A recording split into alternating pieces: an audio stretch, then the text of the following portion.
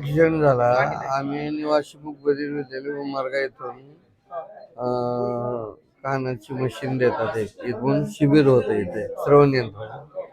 त्या शिबिरासाठी येत होतो. येत असताना हॉटेल भाग्यश्री येथे आम्ही सरळ येत असताना लेफ्ट साईडने पाठीमागून कारवाला आला आणि टेम्पोला कट मारला. कट मारल्यानंतर राईट साईडने कंटेनर जात होतं. आमच्या ड्रायव्हरनं राईट साईडला गाडी ओढल्यावर कंटेनरला धडकली गाडी आणि खड्ड्यात जाऊन पडली. 35 5-7 जण जास्त लागला. बाकीच्याला किरकोळ. मुकबधीर निवासी विद्यालय उमरगा. मी तिथे कला शिक्षक आहे. कालिदास भगवान लोकरे.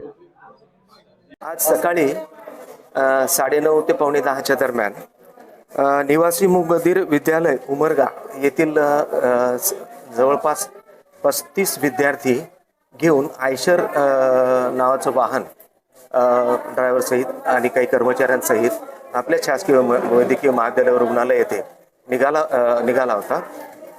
दरम्यानच्या काळात वाटेमध्ये तुळजापूर रोडवरती गाडी समोरच्या एका गाडीला ही विद्यार्थ्यांची गाडी धडकली आणि रस्त्याच्या खाली म्हणजे पलटी झाली.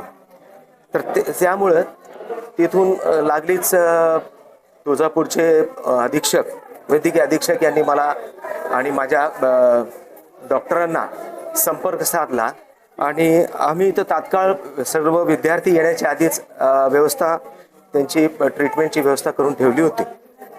आता इथं आलेल्या विद्यार्थ्यांपैकी एक विद्यार्थी गणेश लिंबोळे याचा एक छोटासा हाताचा फ्रॅक्चर आहे आणि दुसरा विद्यार्थी ड्रायव्हर एक थोरात नावाचे जे ड्रायव्हर आहेत त्यांच्या डोक्याला थोडंसं मार लागलेला आहे, पण ते धोक्याबाहेर आहेत दोघंही. एक विद्यार्थी आहे नोमान शेख, त्याच्या डोक्याला थोडंसं मेंदूला धक्का लागलेला आहे. त्याची तपासणी झाली आणि CT स्कॅनसाठी आणि बाकी गोष्टीसाठी ट्रीटमेंटसाठी आपण त्यांना ICU मध्ये घेतलेले आहेत. टोटल जवळपास 35 विद्यार्थी या वाहनामध्ये होते. त्यापैकी 3 व्यक्तींना म्हणजे 2 विद्यार्थी आणि एक ड्रायव्हर यांना सोडलं, बाकी सर्व काही धोक्याबाहेर आहेत आणि त्यांना म्हणजे आज दुपारपर्यंत सुट्टी पण होऊन जाईल. एकाच विद्यार्थ्याला फक्त आपण आता म्हणजे 2 विद्यार्थ्यांना इथं ठेवतो आणि एक कर्मचारी त्यांचा ड्रायव्हर त्यांनाच आम्ही इथं ठेवतोय. बाकी सर्व दुपारी किंवा संध्याकाळपर्यंत सुट्टी होते. 2 ते 3 पेशंटचा CT स्कॅनचा रिपोर्ट आल्यानंतर तो स्टेबल असेल तर ते पण विद्यार्थ्यांची तपासणीचा कॅम्प आपल्याकडे आपल्या रुग्णालयात होता. त्या कॅम्पसाठीच विद्यार्थी येत होते, परंतु ही दुर्दैवी घटना वाटेत घडल्यामुळे तो कॅम्पच्या ऐवजी त्यांना इकडं जे उपचार द्यावा लागला.